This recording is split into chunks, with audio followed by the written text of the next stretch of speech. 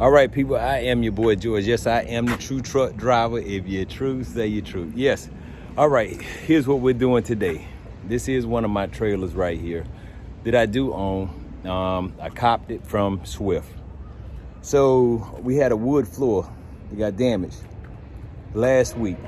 Here's the floor itself. This is called a tongue and groove. All right, let me get this camera straight. And the reason why it's a tongue and groove, because as you can see, there's a groove on this side. There's a groove on this side, just like in some people's houses. This wood only come in 12-foot sections, okay? It costs you about $300 to get out of utility trailer. We're gonna talk about these trailers today. And why is it so important for you to understand that you should never let anybody put holes, nails into your wood floors unless it's strictly necessary, but you got to be getting paid some money to do it, and I'm gonna get to that here in a minute. All right, so as we can see inside the trailer, right, you can't tell there is a hole in the floor. I'm fixing it right now as we speak. This is a 53-foot trailer. This is a 53-foot trailer. It's a plated trailer. When I say plated, it's because it's all metal down the sides, plated. And the reason why a lot of companies like to use plated trailer, or they'll ask you, take a picture. They put a lot of cans, brand new water bottles inside these trailers, okay? They can't have wood walls. That's number one. They can't have any wood walls. The next thing it is, all right, you see these posts on the sides. These are called logistics posts. So if you booking a load or you see somebody that says, hey man, do you have a logistics post up? A broker asks you, do you have a logistics post? And you see those in a vertical format, up and down, say yes, all right? What you also want to do is charge a little bit more for having this specialized type of equipment with no wood walls, because that's what they were asking for. A lot of companies nowadays don't make the wood walls. It's some are on the older trailers. They had the wood walls, had the wood sides over here. It wasn't flushed up against the trailer.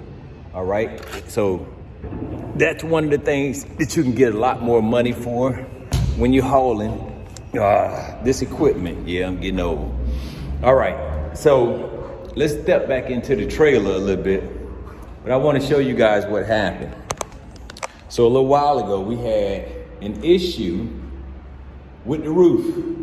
We had to patch the roof up, and patching the roof up, it rained down into the trailer. So after it finished raining down into the trailer a little bit over the course of several years now, it has caused the floor to rot in certain spots. So, as you can see, I got a hole down there in the floor. I done cut it out, a lot of it, but I gotta cut out a whole nother section because I've already got a 3-foot section of wood right here. You wanna use a 3-foot section because that forklift will be going over these beams. As you can see, these beams right here. And every foot or so, you got a beam, all right? About every foot, you got a beam. And it screws down in there, all right? Just holding it down. Let me see if I got one of these star ratchets so you guys can see exactly what this thing looks like. So this is a star. You would have to have some star bits, go down in there, take those screws out. You'll have to have you a saw, but you want to do it in 3-foot sections, okay? 3 foot, listen to me closely. Don't try and cheat yourself. Don't think you can go to Home Depot and pick this type of wood up. It ain't gonna happen. I've already tried it. Lowe's don't have it. I got another trailer that's sitting down in the back I'm working on also. Got a couple spots in it, but I thought I was gonna go to Home Depot and grab that wood in just a 12-foot section, put it down in there. It don't fit. This is specialized wood, you guys. That wood right down there is very, very thick. And it's also hard to cut. You can't just take a hand saw and think you just gonna hand saw it out. No, that's not how that's gonna work. You need an actual saw. Yeah, saw. Y'all heard me, saw. So, why I'm telling you guys this is also, you do not want to have anybody put on your trailer some forklifts, some cars, and they say they got a block and brace that stuff on your trailer. Because what'll happen is they'll get the forklifts on your trailer. The logistics post won't hold the forklift in place. The brake won't hold it if you happen to stomp on brakes. That's why they put the blocks. But those blocks that they put in there, they're gonna either put screws or they're gonna put long ass nails in your trailer, okay? It's gonna go through the floor. Once you get your destination, y'all get the screws out, the nails, you're gonna go to ride. Over the course of a year or so, the water from off the ground, when it's raining or snowing, gonna come up in those holes. It's gonna cause that wood to rot. And this is what you will end up with also, is a hole in your floor. I know what I'm talking about because I done it before. So what I do now is, a lot of my first questions is, hey, what's the commodity you putting on my trailer? And if they tell me a forklift, I'll bypass it. I don't want it. It might be going in the direction I want it to go, but I know if they got a block and brace it, I really don't want that shit on my truck, period. Okay? The money is not the issue, all right? It's your time. You're gonna lose your wood floors. You're gonna have to put your trailer into a shop if some of you guys ain't handy, some of you ladies ain't handy enough to do that. Drivers, the truck drivers that you hire, you gotta be real careful about, because they don't care nothing about your equipment, will go up under low-hanging trees and tear up your trailer, all right? Knock the lights off your trailer. You gotta be very careful about what you're doing while you in this trucking industry, all right? I am your boy George. Yes, I am the true truck driver. All right, you hear me? The true truck driver.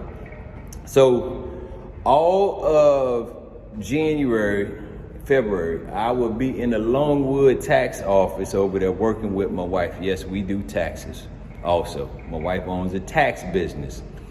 So if you guys that's out over the road, got family, wives, don't matter where you are, we're gonna be able to help you with your taxes. We can get you a lot of money, man. I tell y'all something very serious to help you truck drivers out. I know you have some bad accountants that handle your books. Some of them are good. Some of them are not there to help you grow your business and your life. So that's why I'm here, to help you. Yes, the true truck driver. If you see me out in the street, I want you to subscribe to the channel. I want you to holler at your boy, right? Holler at me. Come ask me anything you want to about freight brokering. Yes, got a freight broker's office too. Don't let me forget that.